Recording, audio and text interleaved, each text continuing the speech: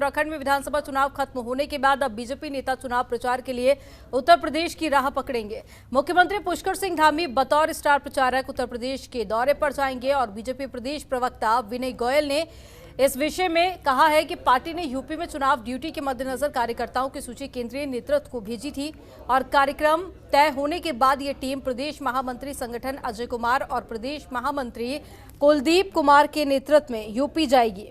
Uttarakhand BJP भी UP में चुनाव प्रचार के लिए पार्टी नेताओं और कार्यकर्ताओं को भेजने की तैयारी में जुट गई है और इन्हें उन स्थानों पर भेजा जाएगा जहां उत्तराखंड मूल के व्यक्तियों की संख्या ज्यादा है। और बीजेपी के प्रदेश प्रवक्ता के मुताबिक पार्टी ने यूपी में चुनाव प्रचार के लिए कार्यकर्ताओं की सूची जारी कर दी है।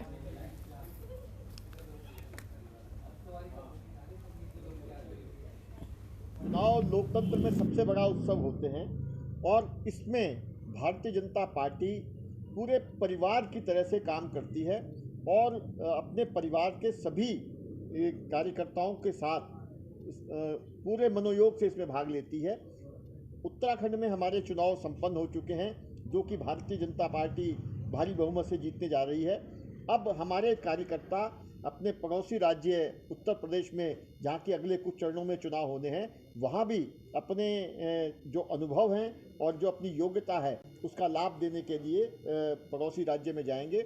हमारे प्रदेश के महामंत्री संगठन श्री अजय कुमार जी और अन्य जो हमारे वरिष्ठ पदाधिकारी हैं उनके नेतृत्व में हमारे बड़ी संख्या में कार्यकर्ता अंतिम चरण तक के मतदान के लिए उत्तर प्रदेश जाएंगे। कांग्रेस की ओर से उत्तराखंड में 5वें विधानसभा चुनाव में 632 प्रत्याशियों की किस्मत ईवीएम में कैद हो गई है। 10 मार्च को मतगणना के बाद प्रत्याशियों के भाग्य का फैसला सबके सामने आएगा। इस बीच सभी ईवीएम मशीनों को कड़ी सुरक्षा घेरे में स्ट्रांग रूम में रखा गया है। सभी 13 जिलों में अलग अलग जगहों पर स्ट्रांग रूम बनाए गए हैं। इन स्ट्रांग रूम में ईवीएम मशीनों को सीआरपीएफ, पीएसी और साथ ही राज्य पुलिस की त्रिस्तरीय सुरक्षा घेरे में रखा गया है और इसी के अलावा हर स्ट्रांग रूम के अंदर और बाहर हर कोने पर सीसीटीवी कैमरे से नजर रखी जा रही है। अपर मुख्य निर्वाचन अधिकारी प्रताप सिंह शाह ने सुरक्षा घेरे को लेकर कहा है कि बिना अनुमति के कोई भी अंदर प्रवेश नहीं कर सकता। पार्टीज मतदान के उपरांत जैसे ही वापस आई हैं 14, 15 या 16 को, उसके तुरंत बाद जो निर्धारित स्ट्रांग रूम हैं जिनकी सूचना पहले ही पॉलिटिकल पार्टीज़ को और कैंडिडेट को दे दी गई है, उन निर्धारित स्थलों पर स्ट्रांग रूम बना करके उनको निर्धारित तरीके से रखा गया है कि पोल्ड ईवीएम किस में रखी जाएगी, जो मतदान के दौरान ख़राब ईवीएम हुई है वो कहाँ रखी जाएगी और जो प्रयोग में नहीं लाई गई हैं उसको कैसे और कहाँ रखा जाएगा। इस तरीके से स्ट्रांग रूम बने हुए हैं और सारे मशीनों को उसमें रखने के उपरांत पूरी प्रक्रिया दी गई है भारत निर्वाचन आयोग की तरफ से कि किस तरीके से आप स्ट्रांग रूम को सील करेंगे। सील करने में क्या क्या बातें आपको ध्यान में रखनी हैं। उत्तराखंड के पूर्व मुख्यमंत्री हरीश रावत को बीजेपी लगातार घेरने का काम कर रही है। कैबिनेट मंत्री सुबोध उनियाल ने भी हरीश रावत के या तो मुख्यमंत्री बनने या फिर घर बैठने की बात पर पलटवार किया है। सुबोध उनियाल ने कहा कि वह 2-3 साल पहले ही हरीश रावत को घर बैठने की सलाह दे चुके हैं, लेकिन अब लगता है कि हरीश रावत को उनकी सलाह सही लगने लगी है, इसलिए वह इस तरह की बयानबाजी कर रहे हैं कि वो घर बैठने वाले हैं। इसी के साथ ही सुबोध उनियाल ने कहा कि जहां तक मुख्यमंत्री बनने की बात है तो हरीश रावत पहले लालकुआं से विधानसभा चुनाव तो जीते। तो लाल कुआं पार करना मुश्किल है। और दूसरी बात जो उन्होंने घर बैठने की बात की, मैं तो उनको पिछले 3-4 साल से लगातार सलाह दे रहा हूँ कि आपको घर बैठ जाना चाहिए। अगर अब वो एक बार पहले भी उन्होंने कहा था मैं संन्यास लेने जा रहा हूँ, लेकिन रावत जी सुबह कुछ बोलते हैं शाम को कुछ बोलते हैं। इन व्यक्ति एक झूठ का एक बहुत बड़ा भंडार रावत जी के चरित्र में है और उनका चरित्र बिल्ली वाला चरित्र है। जिससे बिल्ली की सोच होती है कि घर में कोई रहे न रहे, सब भाग जाए पर इस घर पर मैं रहूँ, उस चरित्र की राजनीति रावत जी ने हमेशा की। अकेले चलो का जो उनका एक सिद्धांत है आज वही उनके आड़े आ रहा है। अगर वो अभी भी सोच रहे हैं कि उन्हें घर बैठ जाना चाहिए तो मैं सोचता हूँ ईश्वर ने कहीं ना कहीं लगता है उनको सद्बुद्धि दे दी है कि वो घर बैठने की बात सोचने लगे। प्रदेश में कोरोना संक्रमण के घटते मामलों के बाद में राज्य सरकार की तरफ से छूट दी गई है, जिसके बाद कारोबार फिर से पटरी पर आने लगा है। साल 2021 में कोरोना काल में लालकुआं क्षेत्र के एकमात्र नवनिर्मित हल्दू चौड़ स्थित सिनेमा घर मूवी जोन का विधिवत रूप से पूर्व मुख्यमंत्री हरीश रावत ने रिबन काटकर उद्घाटन किया, तो वहीं पूर्व सीएम हरीश रावत ने मूवी जोन में हिंदी फिल्म पुष्पा मूवी भी देखी। इस दौरान उन्होंने आधुनिक सुविधाओं से सुसज्जित मल्टीप्लेक्स सिनेमा घर मूवी जोन के स्वामी योगेश को शुभकामनाएं भी दी। अच्छा प्रोजेक्ट है और इससे कुछ लोकल फिल्में, शॉर्ट फिल्में भी बनेंगी, वो भी लगेंगी। इससे लोगों को एजुकेट करने में बड़ी मदद मिलेगी और ये एक अच्छा कॉमर्शियल वेंचर साबित होगा, इसका मुझे भरोसा है। और वैसे भी लालकुआ से लेकर के इस क्षेत्र में जो है पूरी ऐसी संभावना है, यहाँ के लोगों को एक अच्छा इंटरटेनमेंट भी मिलेगा। के सब लोगों के सपोर्ट से एक लालकुआ में हमने एक नई सोच रखी कि यहाँ पर एंटरटेनमेंट के लिए अभी कुछ नहीं है, कोई ऐसी सुविधाएं नहीं है।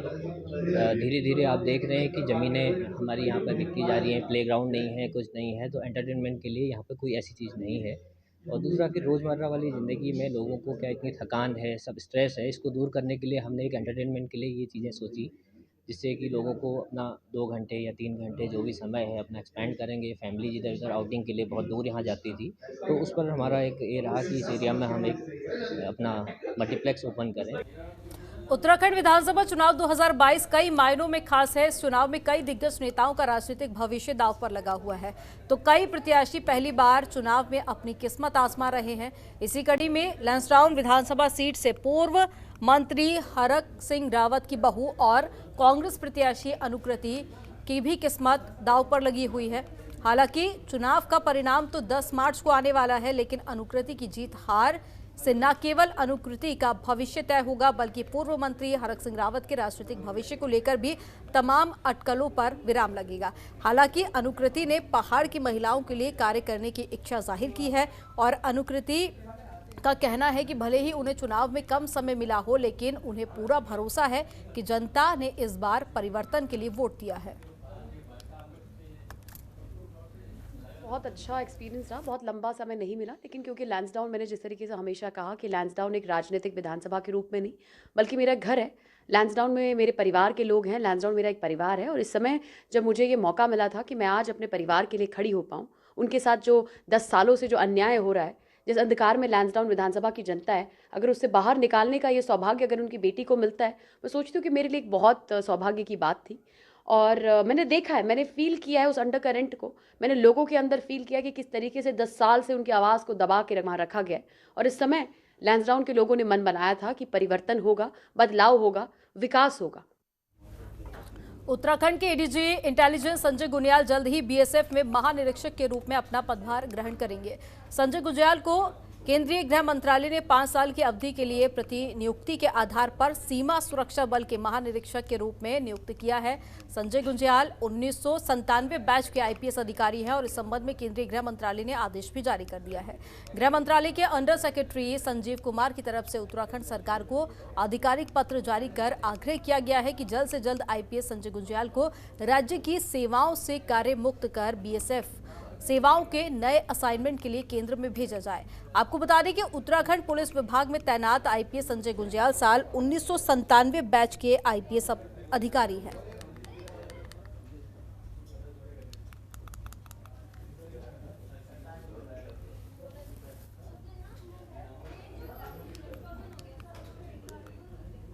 अल्मोड़ा में निर्वाचन चुनाव खत्म होने के बाद अब विकास कार्यों को गति देना सुनिश्चित करने के लिए जिलाधिकारी वंदना सिंह ने समीक्षा बैठक की। जिलाधिकारी ने जिला सभागार में जिला योजना, राज्य सेक्टर और केंद्र पोषित योजनाओं की समीक्षा बैठक की, जिसमें जिला योजना के तहत जिन विभागों के पास अतिरिक्त धनराशि है उसे तुरंत समर्पित की कार्रवाई के लिए जिलाधिकारी ने सभी विभाग के अधिकारियों को निर्देश दिए। जिलाधिकारी ने विभागीय अधिकारियों को निर्देश देते हुए कहा कि समय कम है, लक्ष्य ज्यादा है, इसलिए सभी विभाग अपने लक्ष्यों के अनुरूप विकास कार्यों में तेजी लाएं, जिससे कि जिले के व्यय प्रतिशत को बढ़ाया जा सके। उन्होंने ऐसे विभाग जिनके पास जिला योजना की धनराशि है उन्हें जल्द उस धनराशि को समर्पित करने के निर्देश दिए हैं, ताकि धनराशि को जरूरतमंद विभाग को आवंटित कर उसका उपयोग किया जा सके।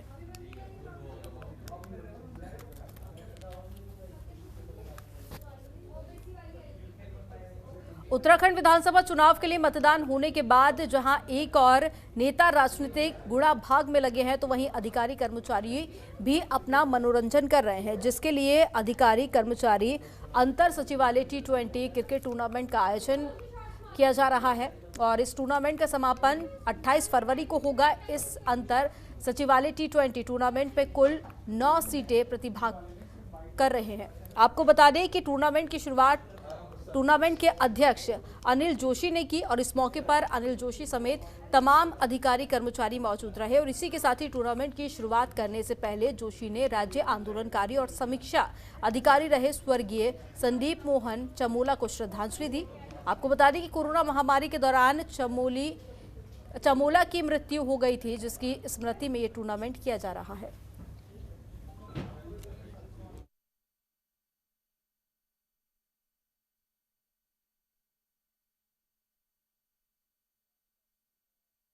चाहूँगा कि चुनाव से सीधा संबंध नहीं होता है, यद्यपि एक नागरिक के तौर पर वो अपने मताधिकार का प्रयोग तो करते हैं, लेकिन जो ये क्रिकेट प्रतियोगिताएं हैं ये हमारी साल में हर साल के क्रिकेट क्लब, हमारा सचिवालय क्रिकेट क्लब है जो साल में सचिवालय अंतर सचिवालय प्रतियोगिताएं और अंतर विभागीय प्रतियोगिताएं आयोजित कराता है और अंतर विभागीय प्रतियोगिताएं हमारी 32 से अधिक टीमें अलग अलग विभागों की प्रतिभाग करती हैं। लेकिन आज जो हम ये प्रतियोगिता कर रहे हैं ये केवल सचिवालय के खिलाड़ियों के मध्य ही ये प्रतियोगिता हो रही है, जिसमें 9 टीमें प्रतिभाग कर रही हैं। तो ये इसका बेसिक उद्देश्य ये रहता है कि आपस में एक तो इससे सामंजस्य बढ़ता है, प्रतिस्पर्धा थोड़ा बढ़ती है, शारीरिक और मानसिक तौर पर आपको स्वस्थ रहने के लिए, विकास करने के लिए मदद करता है। हरिद्वार के थाना पिरान कलियर पुलिस ने चुनाव के दौरान में कच्ची शराब और स्मैक बरामद की है। पुलिस ने 8 ग्राम स्मैक व 28 लीटर कच्ची शराब बरामद की और मौके पर ही नष्ट कर दी।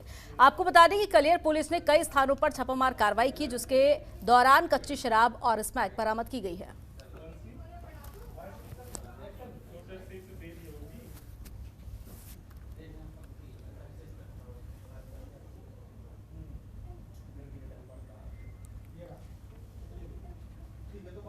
हरिद्वार के शिवालिक नगर में खुले सुपरमार्केट में पार्किंग की व्यवस्था न होने पर सड़क पर जाम लगा रहा, जिससे आने वाले लोगों को काफी परेशानी का सामना भी करना पड़ा। आपको बता दें कि शिवालिक नगर के क्षेत्र में कई ऐसे कॉम्प्लेक्स बनकर तैयार हो गए हैं जो कि रेजिडेंशियल एरिया में तोड़कर नियमों के खिलाफ बनाए गए हैं। आपको बता दें कि इन अवैध निर्माणों पर विकास प्राधिकरण और ना ही किसी अन्य विभाग से किसी तरह की कोई अनुमति ली गई है।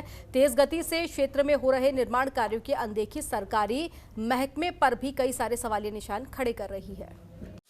खबरों के निष्पक्ष विश्लेषण के लिए सब्सक्राइब करें Jantantra TV and press the bell icon. Never miss any update.